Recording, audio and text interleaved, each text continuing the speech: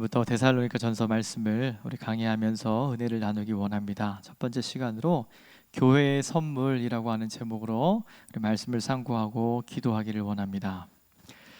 이 데살로니가 전서의 이 저자인 이 바울은 이러한 관심이 있었습니다. 전도 여행을 통해서 예수의 이 복음을 전하는 일을 했던 이 바울은 이 소아시아에 이 복음을 전하리라 이런 마음이 있었습니다. 왜냐하면 자신의 고향이 이 다소라고 하는 지역이었는데 그 지역이 소아시아 지역에 있었기 때문에 이 바울은 자신의 고향이 있는 그곳으로 귀한 전도의 사역을 하려고 하지 않았나 이런 생각을 합니다.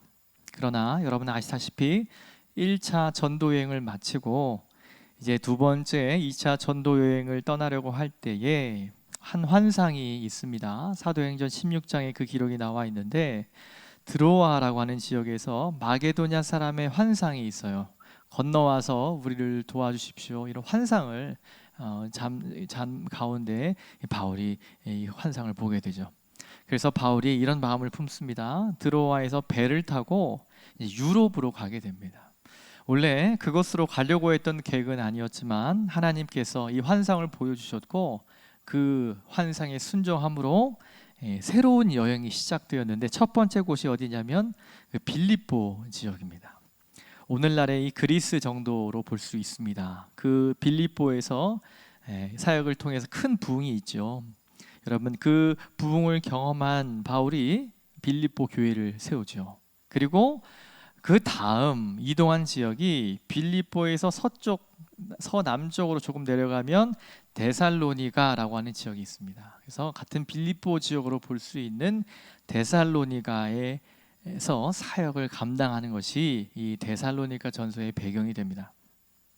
당시의 시대는 로마 제국 시대였습니다. 그래서 로마가 당시 로마에서 그리스를 지나 아시아로 넘어가는 큰 길을 만들었었는데 그 길을 통해서 통과되는 도시들이 크게 발전을 했었어요. 가장 중요한 도시 중 하나가 바로 이 데살로니가라고 하는 도시였습니다. 두 번째로 큰 도시라고 볼 수 있는데 사도행전 17장을 보면 바울이 이 데살로니가에 가서 유대인의 회당에 들어가서 한 3주 정도 복음을 전하게 됐어요. 그럴 때 이 17장 4절을 통해 보면요, 경건한 헬라인의 큰 무리와 그리고 적지 않은 귀부인이 바울이 전한 복음을 듣고 회심을 하는 거예요. 아, 예수의 이 복음이 예수가 그런 분이구나. 자신의 감동이 있게 된 거예요. 자, 그러한 역사들이 있어지게 됩니다. 아마도 바울은 데살로니가에도 교회를 세우기 위해서 조금 더 이 데살로니가에 있었던 것 같습니다. 그런데 역사적인 기록을 통해 보면 바울을 쫓아다녔던 사람들이 있었어요. 바울을 시기하던 그 유대인들 때문에 데살로니가에 오래 있지 못하고 도망을 하게 됩니다. 거센 핍박의 바울은 밤에 도망가게 되는데 어디로 가냐면 사도행전 7장에 있는 흐름과 동일합니다. 베레아라고 하는 지역에 갑니다. 여러분 베레아는 알다시피 그곳에서 복음을 잠시 전했더니 그 성도들이 굉장히 젠틀했죠. 그 하나님의 말씀이 정말 그러한가 직접 말씀을 상고하고 살펴봤던 그런 사람들이 있었던 그곳에서 또 복음을 전합니다. 하지만 그 베레아에서도 또 자신을 따라오는 그 핍박자들 때문에 또 도망가게 됩니다. 그래서 베레아에서 이제 아테네 그리스의 수도인 이 아덴으로 급하게 피신을 하는데 아덴에 온 이후에 이 바울의 마음에는 이 데살로니가 교회에 대한 마음이 있었던 것 같아요. 급하게 본인을 핍박하는 무리가 있으니 이렇게 거쳐오는 동안에도 복음을 전했지만 그 데살로니가에서 만났던 여러 헬라인들, 그 귀부인들, 복음이 떨어지자 움직였던 그들을 생각을 하니까 마음이 너무 안타까웠던 거예요. 그래서 디모데를 함께 사역했던 디모데를 보내게 돼요. 너가 한번 목사님이 한번 가보십시오. 데살로니가에 어떻게 지금 신앙생활 잘하고 계신지 꼭 이 디모데를 보내게 됩니다. 그래서 디모데는 이제 데살로니가로 가고요. 바울은 그대로 아테네에 조금 있다가 이제 고린도로 가서 2년 정도 있는데 그때 디모데가 돌아와서 이야기를 전해줘요. 데살로니가 성도들 신앙생활 잘하고 있어요. 그 이야기를 듣고 너무 감사해서 펜을 들고 쓴 책이 저와 여러분이 보는 이 데살로니가 전서가 됩니다. 여러분, 이 오늘 데살로니가 전서 우리 1장 1절을 통해 보면 이 편지가 누가 쓰는 편지인지가 나와 있는데, 우리 첫 번째 보시면요, 바울과 실루아노와 디모데는, 그러니까 이 편지를 쓰는 사람이 3명이라는 거죠. 바울은 뭐 물론이겠고, 실루아노, 여러분 실루아노가 조금 익숙하십니까? 네, 실루아노가 좀 어감이, 그렇죠? 잘 모르시겠죠. 그렇지만 이 말은 실라라고 하는 사람 아시죠? 동명, 다 같은 사람입니다. 이 실루아노, 여러분 실라인데요, 사도행전 15장에서 예루살렘의 첫 번째 교회가 만들어지죠. 그 공회가 이제 파송을 해요. 이방인들에게 세례 줘도 되느냐, 이들이 예수를 믿게 되는데 이들을 어떻게 우리가 받아들일 거냐 말 거냐, 이런 큰 결정을 할 때에 파송한 사람이 신라였어요. 그러니까 이 신라라고 하는 사람은 초대 교회에서부터 인정받은 리더였던 거죠. 참 멋진 분이에요. 또 여러분, 이분이 어떤 일을 여러분 기억하십니까? 1차 전도여행을 마친 바울과 바나바가 두 번째 여행을 떠나려고 할 때 두 분이 좀 다투시잖아요. 여러분 아시죠? 그때 그 중간 역할을 하신 분, 그리고 같이 여행을 떠난 분이 바로 신라였습니다. 정말 온유한 성품의 소유자였던 그 신라. 네. 여러분, 그분이 바로 2차 전도여행에 함께 했기 때문에 이 실루아노는 신라를 말하는 겁니다. 정말 데살로니가 교회 개척을 할 때도 함께 사역했던 그런 분이셨죠. 그래서 바울은 저도 또 실루아노도 지금 편지합니다. 그리고 디모데, 여러분 디모데는 파송에서 한 번 더 가서 사역을 했기 때문에 디모데는 우리 데살로니가 성도들이 다 익히 알고 있었던 분이죠. 자, 그런데 이 세 분이 누구에게 편지를 지금 쓰고 있는지를 한번 보십시오. 어떻게 누구에게 편지를 보내냐면 데살로니가인의 어디에게 편지해요? 교회에 편지하노니. 여러분, 우리는 이 교회라고 하는 표현이 굉장히 익숙합니다. 우리 삼락교회, 어느 교회, 한국교회 너무 익숙하고 저는 뭐 자란 곳이기도 하니까 여러분 참 교회가 너무 우리에게 소중하고 익숙한 단어이지만, 사실 교회라고 하는 표현이 신약 성경에 우리 초대교회 시절에 처음 등장한 곳이 어디냐면 데살로니가 교회예요. 아무도 안 놀라시지만 굉장히 놀랄 만한 내용입니다. 그 전에는 보통 유대인들이 모여서 구약 성경을 읽고 하나님을 경외하고 소위 말하는 예배를 드렸던 장이 어디였냐면 회당이었어요. 회당. 그래서 회당은 우리나라 정서상 보면 마을회관 정도가 될 수 있고요. 동사무소 앞에 있는 뜰, 여러분 이제 농촌에서는 마을회관 앞에서 이렇게 이장님이 이야기하시면 여기 오셔서 뭐 회의도 하고 이런 결정을 하지 않습니까? 마치 유대인들의 회당은 그런 곳이었어요. 랍비들이, 그 지역에 사는 랍비가 오셔서 말씀을 낭독을 하면 다 듣고 있는 거예요. 하나님 말씀 아멘 하고 헤어지고 하는 일을 했었습니다. 그래서 유대인들이 살고 있었던 이주민들이죠. 어떤 외국에서 유대인들이 모여 있는 곳에는 꼭 회당이 있었어요.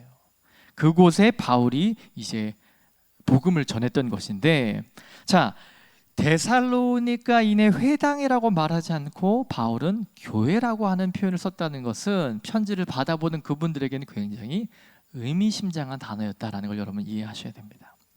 여러분 많이 들었던 말이죠. 교회는 그리스어, 당시 코인의 헬라어로는 에클레시아라는 말인데요, 이 말은 합성어예요. 에크는 전치사예요. 뭐뭐 from이라는 뜻이에요. 뭐뭐로부터. 클레시아라고 하는 말은 이 칼레오, 이 부르다. 여러분 부르다, 누구를 부르잖아요. 그 말의 어원으로 봐요. 그러니까 어디로부터 부르다, 이런 말이 되죠. 자, 그러면 교회라고 하는 말을 어원적으로 해석해 보면 이런 거예요. 데살로니가 교회는 직역하면 이렇게 돼요. 데살로니가 그 땅에서 부른 사람들, 데살로니가 땅이 부른 사람들이 되는 거예요. 그런 존재를 말합니다. 여러분, 교회의 어원이 어디로부터 부름받은 사람들이라는 사실을 여러분 볼 수가 있습니다. 여러분 생각해 보면 성도는 세상으로부터 부름받은 무리입니다. 왜 우리를 부를까요? 주님이 우리를 부르시죠. 그래서 우리를 하나님의 자녀로 삼으셨는데, 그 다음 우리 안에 신앙 고백이 있고 난 다음에 우리를 뭐라고 칭하시죠? 주님이 주의 전 교회라고 이름 짓고, 우리 교회 이름 뭐죠? 삼락교회죠. 이 삼락, 물론 지명은 아니지만 이 지역 가운데 암흑 가운데 있는 생명이 없는 이 백성들이 생명을 향해 외치는 소리 때문에 이곳에 교회가 세워진 줄 믿습니다. 그래서 교회는요, 세상으로부터 부름받은 이 사람들의 모임이라고 하는 사실입니다. 여러분, 이것이 교회입니다. 여러분과 저는 세상에 몸담고 있지만 세상으로부터 부름받은 성도이자 교회임을 여러분 믿으시기 바랍니다. 부름받지 않은 사람은 아무도 없습니다. 하나님이 우리를 어떤 자리로부터 우리를 교회로 부르셨다는 것을 여러분 기억하십시오. 자, 이제 교회가 된 데살로니가에게 하나님의 선물이 있음을 바울이 소개하는데 1절 후반부에 보면 은혜와 평강이 너희에게 있을지어다. 사실 우리 목사님들이 많이 하는 축도에 있는 문 같죠? 이게 미래형이거든요. 그렇게 될 것이다라는 얘기. 우리의 의지가 아닌 하나님의 의지를 담고 있는 거죠. 그러니까 하나님이 우리에게 주실 거라는데 뭐의 두 가지죠? 은혜와 평강을 주실 것이다. 여러분, 모든 성도에게 하나님이 주시는, 교회에게 주시는 하나님의 지극한 선물이 있대요. 바로 은혜와 평강이라는 겁니다. 은혜는 우리에게 완전히 다른 세계를 열어주는 문과 같습니다. 은혜는 복음의 아름다움을 보여주는 굉장히 중요한 문이죠. 은혜가 없이는 우리는 믿음을 얻을 수 없어요.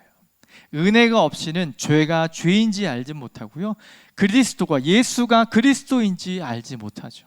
그분이 내 안에 구주가 되신다고 하는 사실은 무엇이 주어져야 가능하죠? 은혜가 주어져야 가능한 겁니다. 은혜의 문이 열려야 우리에게 비로소 이런 일들이 있게 되는 거죠.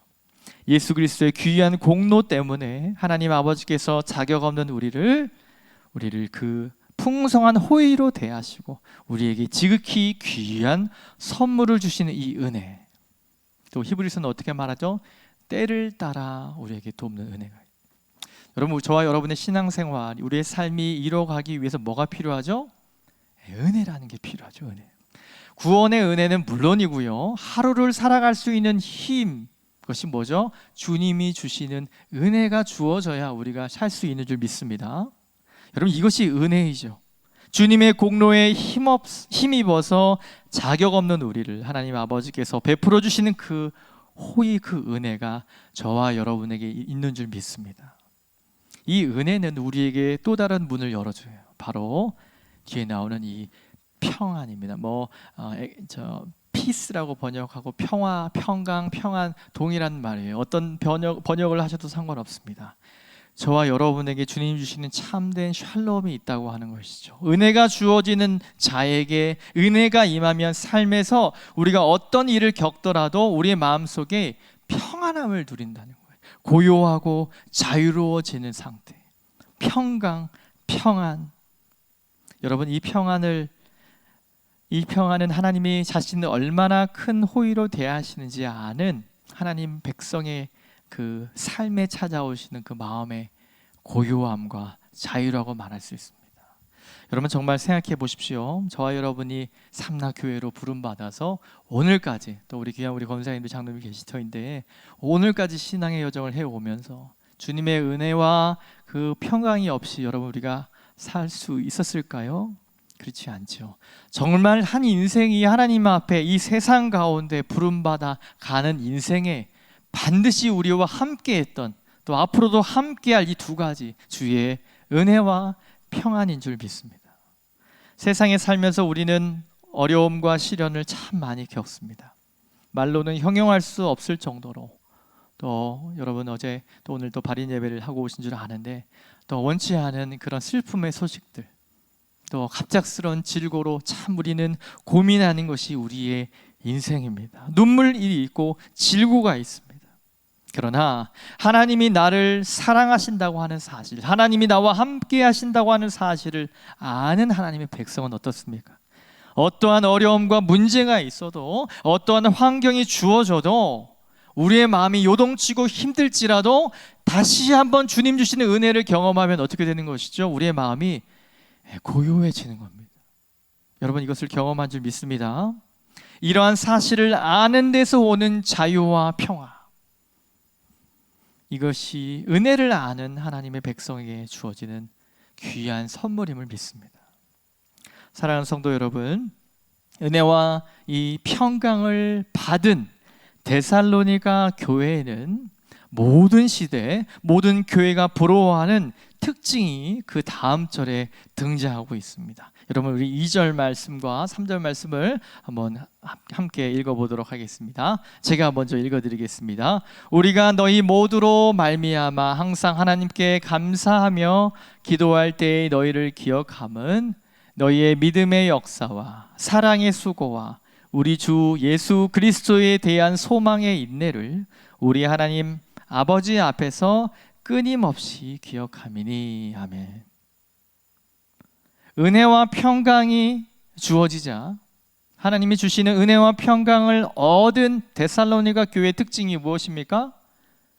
여러분 2절 3절을 읽으셨는데 여러분 생각을 해보시면 믿음과 사랑과 소망이었습니다. 여러분 성경에는 이 믿음, 소망, 사랑 참 많이 나와요. 여러분 언뜻 생각하시면 고린도전서 13장을 기억하시죠. 믿음, 소망, 사랑. 그 중에 제일은 여러분 이건 뭐 늘 우리가 암송하는 말씀인데 여러분 고린도전서뿐만 아니라요 바울은 이 세 가지 개념을 되게 많이 언급해요. 로마서 5장에도 이 언급을 하고요. 갈라디아서 5장도요. 골로새서 1장도 데살로니가 전서 5장 마지막 장에도 또 언급하고요. 히브리서 10장, 베드로전서 1장, 베드로까지 포함해서 신앙생활, 우리의 삶에서 나타나는 표징의 이 세 가지를 늘 말합니다. 이 세 가지는 굉장히 많이 반복되는 주제죠. 말하자면 은혜와 평강을 하나님이 주시면서 하나님이 성도인 저와 여러분의 삶에서 기대하는 바, 하나님이 원하시는 뜻, 저와 여러분을 향한 하나님의 뜻은 세 가지로 요약할 수 있는데 바로 믿음과 사랑과 소망이라고 하는 것입니다. 여러분, 우리는 하나님의 뜻을 많이 구하죠. 하나님, 저를 향한 하나님의 뜻이 무엇입니까? 이렇게 구하지만 구체적인 건 뭐예요? 제가 어떤 직장에 가야 됩니까? 이런 식으로 우리가 이해하지만 여러분 성경을 좀 더 보시면 저와 여러분을 향한 하나님의 뜻은 굉장히 분명합니다. 믿음과 사랑과 소망입니다. 신약 성경에서 교회와 성도들을 향한 하나님의 바램은 믿음이었고요. 사랑과 소망으로 요약할 수 있을 만큼 이 세 가지는 기독교의 핵심적인 가치이자 표징이라고 말할 수 있습니다. 여러분 잘 아시는 고린도전서 13장을 보시면 믿음, 소망, 사랑 이렇게 사랑을 가장 뒤에 열거한 뒤에 제일은 사랑입니다. 이렇게 표현하지요. 사랑을 강조하고 있어요. 그런데 오늘 본문은 믿음, 사랑, 소망이라고 하면서 소망을 가장 뒤에 강조하는 것을 볼 수 있습니다.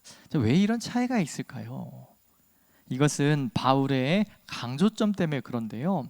데살로니가 전서는 5개 장으로 기록된 짧은 편지입니다. 그래서 여러분 성경을 공부하신 분이나 많이 읽어보신 분은 아시다시피 데살로니가 전서는 다시 오실 주님을 바라는 재림의 신앙에 대한 강조가 참 많거든요. 그렇기 때문에 바울은 이 소망에 관해서 강조를 했던 거예요. 소망은 그래서 데살로니가 성도들을 향한 바울의 그 뭉클한 마음의 핵심이 사실 이거였어요. 우리 주님 다시 오실 거다. 성도님들 이거 꼭 붙잡으셔야 됩니다라는 말을 하고 싶었던 거죠. 사랑하는 성도 여러분, 이 세 가지는 포괄적이면서도 이 세 가지 믿음, 소망, 사랑을 살펴보면 외부 지향적인 모습임을 볼 수 있어요. 무슨 말이냐면 무언가 바라보는 거라는 거죠. 여러분 믿음은 무엇이죠? 믿음은 하늘에 계신 하나님 아버지를 바라보는 것이 믿음이라고 말할 수 있어요. 여러분 우리의 믿음은 어떤 것입니까? 저와 여러분을 예수를 아는 사람으로 행하신, 내게 믿음을 주신 그분을 바라보는 일. 또한 우리의 시선이 어디를 가는 것이죠? 하늘에 계신 그 하나님, 내게 능력 주시는 그분을 바라보는 것, 그분을 의지하고 그분만 신뢰하는 것을 믿음이라고 말할 수 있죠. 그렇다면 믿음은 뭐죠? 내가 주님을 바라보는 것이라고 말할 수 있어요. 주님을 바라보는, 위를 바라보는 것. 여러분 사랑은 어떤 것입니까? 사랑은 그 믿음 가운데서 우리에게 주신 하나님의 사람들을 향하는 마음이죠. 바로 무엇을 보는 거예요? 옆을 보는 겁니다. 나와 함께 살아가는 여러분이 선택한 사람들입니까? 그렇지 않죠. 여러분 집에 계시는 그분을 포함해서 다 하나님이 저와 여러분에게 주신 사람인 줄 믿습니다. 그렇기 때문에 그 사랑의 눈으로 현재 이웃을 향하는 그 시선을 바울이 말하고 있는 거예요. 또 소망은 어떤 것일까요? 소망은 장차 오실 우리 주님을 기다리며 앞을 바라보고 사는 삶이죠. 앞을, 장차 우리 주님이 도래해야 할 날. 여러분 예수 그리스도의 이 재림의 기록을 보면 뭐도 하지 말라고 그래. 장가도 가지 말고 땅도 사지 말고, 이 재림에 대한 언급을 보면 조금 좀 회의적인 생각을, 비관적인 생각을 할 만합니다. 우리 청년들이 성경 공부하다 보면 목사님 그럼 재림 때 그럼 뭘 해야 될까요? 제가 결혼도 해야 되고 직장도 해야, 열심히 해야 되는데 말씀의 예언이 이런데 어떻게 하라는 얘기일까요? 자, 우리 주님이 장차 죄악이 관영하고 사랑이 식어가고 이렇게 될 것이다라고 하는 예언을 하신 이유가 뭘까요?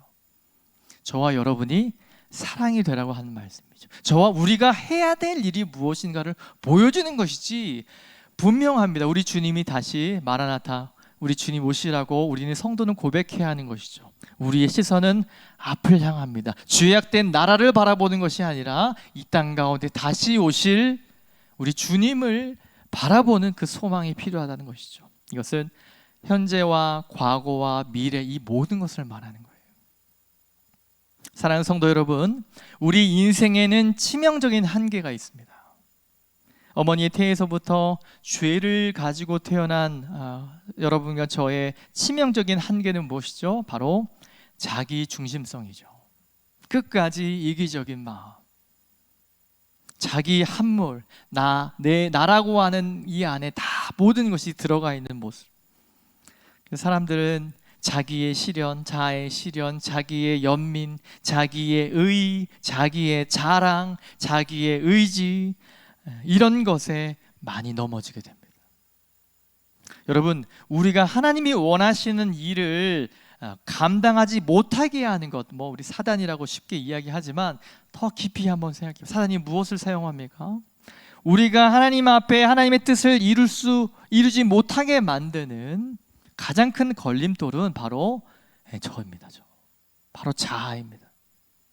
우리가 가정을 꾸리고 이웃과 함께 살고 사랑하는 사람들과 공동체를 이루면서 가장 많이 배우고 보아야 하는 것이 있어요. 자기 중심성으로 똘똘 뭉쳐 있어서 끝없이 자아를 지향하는 그 모든 내면에서 무엇을 보는 거죠? 첫 번째 믿음이죠. 하나님을 바라보는 겁니다. 여러분 이 찬양을 많이 찬양해서 내게로부터 눈을 들어 주를 보기 시작할 때, 여러분 이 찬양시 곡은 생각 안 나도록 이 시를 여러분 기억하시죠? 내게로부터 눈을 돌려 우리 주님을 바라볼 때, 여러분 내면에서의 나를 향한 나의 모든 시선을 이제는 우리 주님을 바라볼 때, 또 주님을 바라봄으로 바깥 나와 함께하는 이들을 바라볼 때, 또한 다시 오실 우리 주님을 바라볼 때 우리의 삶 가운데 주님이 역사하실 줄 믿습니다. 자기 내면을 돌아보며 아무리 자아를 실현해도 여러분 남들과의 관계에서 더 나은 자리에 올라가려고 아무리 몸부림쳐도 여러분 결코 우리는 인생은 쉽게 만족하지 못하죠. 왜 그렇죠? 그렇게 창조되지 않았기 때문입니다. 하나님을 영화롭게 하고 마음을 기울여 지체들을 사랑할 때 인생은요 정말 살 맛이 나는 거예요. 이게 인생이구나. 작은 것 나눠주고 주님을 의지하며 내 감정에서 하나님을 바라보고 신뢰할 때 우리는 인생의 의미를 깨닫는다고 우리는 믿습니다. 우리는 그렇게 창조된 사람들입니다. 돈, 에너지, 시간 모든 것을 아무리 자아에 쏟아부어도 사람들이 호소하는 것은 무엇이죠? 끝없는 고통이에요. 끝없는 정서적인 고통입니다. 사랑하는 성도 여러분, 믿음, 소망, 사랑 이 세 가지는 우리의 눈이 향해야 하는 중요한 지점을 보여줍니다. 우리는 위를 바라보아야 하고 옆을 보아야 하고 앞을 보아야 합니다. 여러분, 믿음과 사랑과 소망이 굉장히 추상적으로 느껴지실 수 있습니다. 그런 것보다 차라리 뭐 법을 바꾼다든지 제도를 만든다든지 하는 것이 좀 또 쉽지 않을까, 이런 생각을 해볼 수 있지만 여러분, 결코 그렇지 않습니다. 주님이 말씀하시는 믿음과 사랑과 소망은 추상적인 개념이 아니에요. 믿음과 사랑과 소망은 저와 여러분의 삶에 매우 구체적이고 사실적이며 실제적인 결과를 가져오게 됩니다. 여러분, 믿음은 어떻습니까? 믿음은 우리 흔히 이렇게 이해합니다. 지적인 동의 정도로 알아요. 우리 주님이 여러분을 위해서 십자가에 달려 돌아가셔서 믿으세요? 아멘. 받아들이기만 하면 된다고, 이 믿음이 생긴다고 우리는 배웠어요.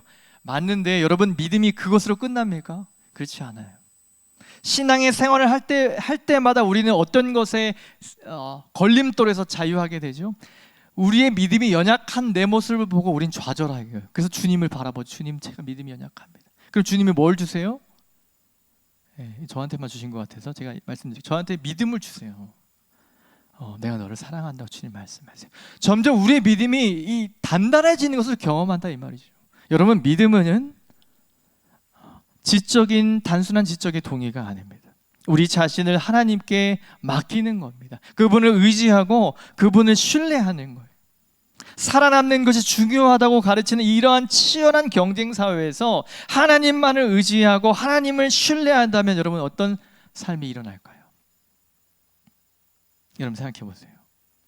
믿음만을 가지고 하나님이 내 인생 책임지신다, 하나님만 의지하고 신뢰한다면 여러분, 실제적으로 저와 여러분에게 어떤 것이 주어질까요? 삶의 여백이 생깁니다. 왜 여백이 생기죠?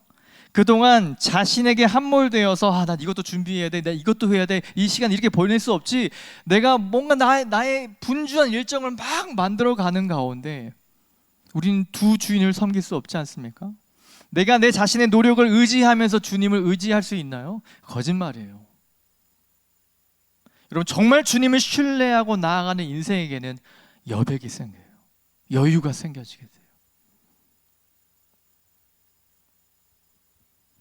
그동안 자신에게 함몰되어 있던 우리의 인생의 분주한 일정들이 하나님 앞에 내려놓고 하나님이 내 인생을 책임지신다, 주님만을 신뢰하며 의지하며 하나님께 우리의 삶을 의탁하고 나면 우리의 삶에 여백이 만들어져요. 그 여백은 여가를 말씀드리는 것이 아니에요. 우리의 삶에 이 여백이, 평안함이 주어지면서 그 이 여백이 비로소 뭐가 됩니까? 우리 주님이 선한 일을 행할 생각을 주세요.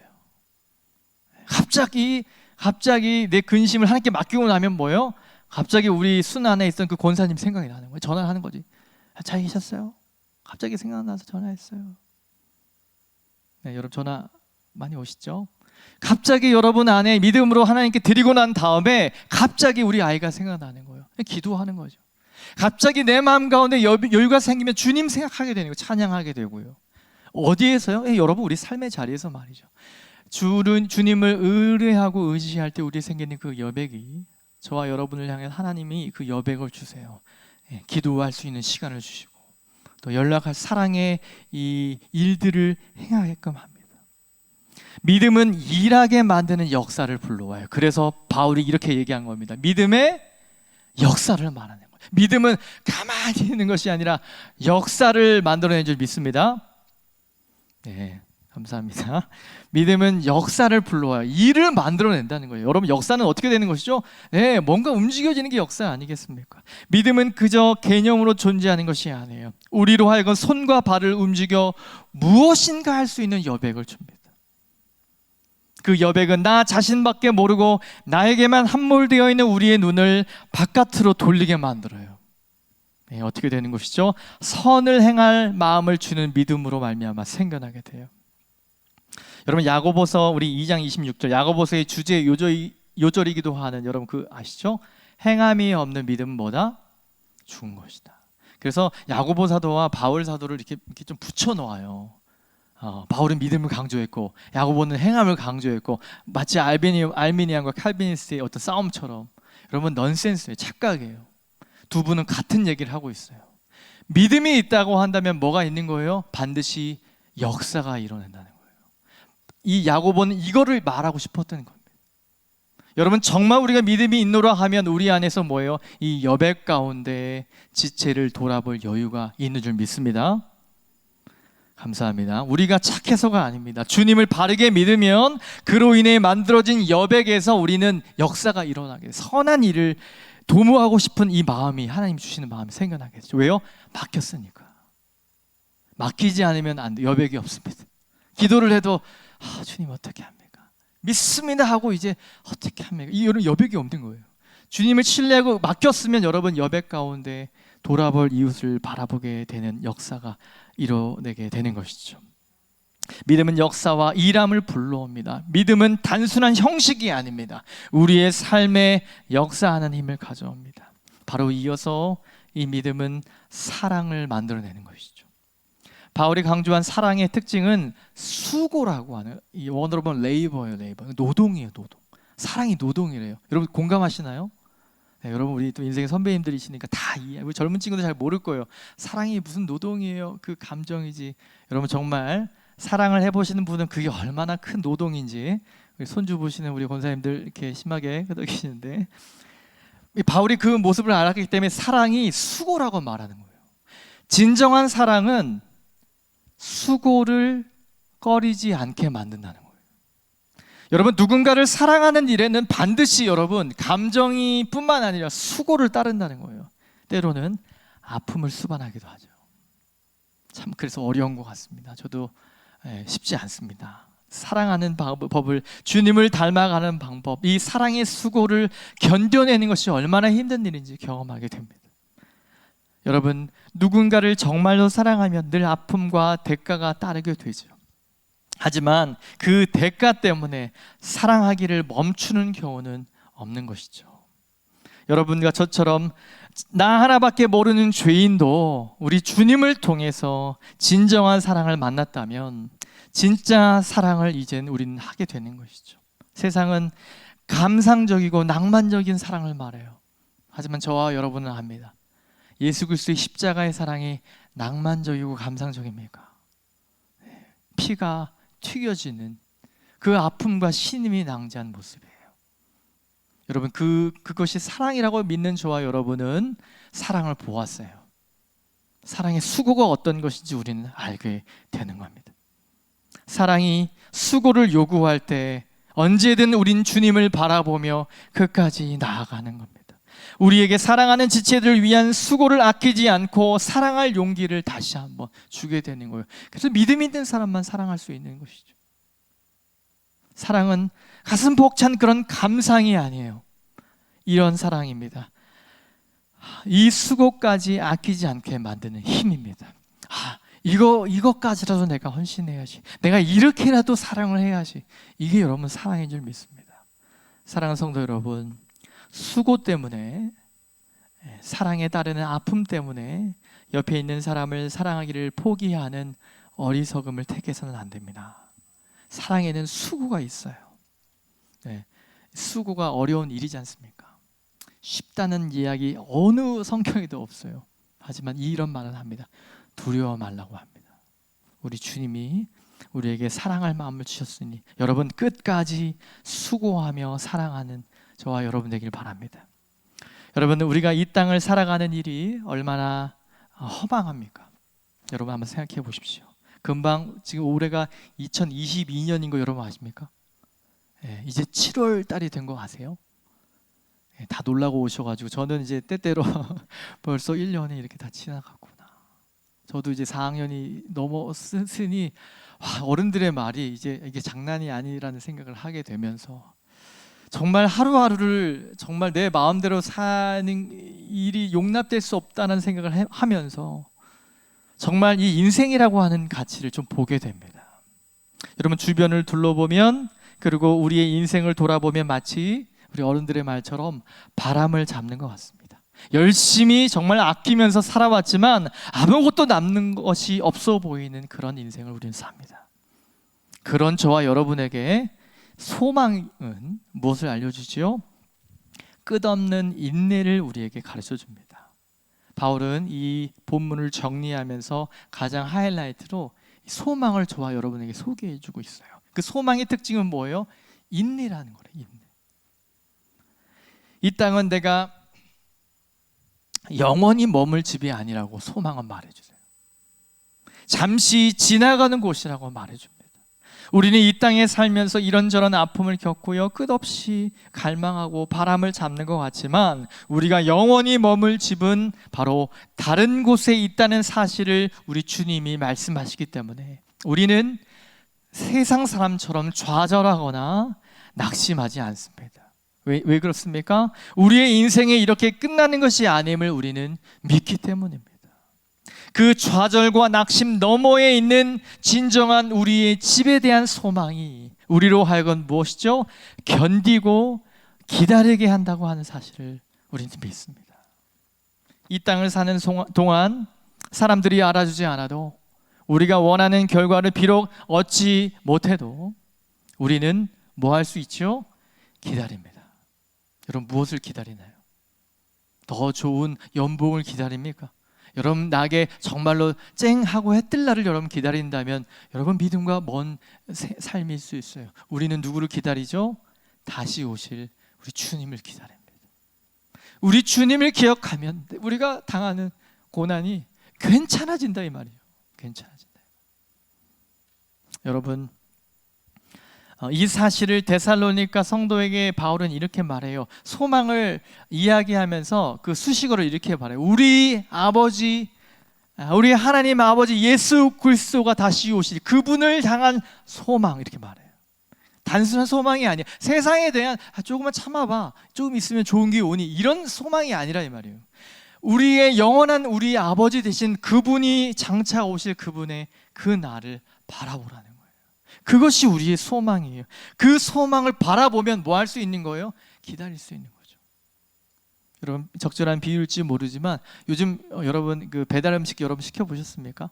해보시면 옛날에는 이렇게 음식을 주문하면 아직 배송이 안 되면 왜 이렇게 안 오세요? 그러면 금방 출발했어요. 근데 요즘은 이제 그런 거짓말이 안 통하는 시대인 거 아시죠? 여러분 어르신들도 아실 거예요. 이제는 핸드폰을 탁 놔두면요, 이 오토바이로 이 친구가 어디 오고 있는지 다 보여요. 여러분, 마치 여러분 이 비유를 다시 돌아오겠습니다. 우리 주님이 나와 언제나 함께 하시며 내가 너를 신원해 줄 날이 올 것이다. 내가 너의 이 모든 일을 갚아줄 날이 도래할 것이다를 우리가 바라보고 있다면 우리는 뭐 할 수 있는 거예요? 기다리는 거죠. 명백하지 않습니까? 우리 주님이 다시 오실 저와 여러분의 삶 가운데 신원해 주실 그날을 우리는 바라본다면 뭐 할 수 있는 거예요? 기다릴 수 있는 겁니다. 기다리는 겁니다.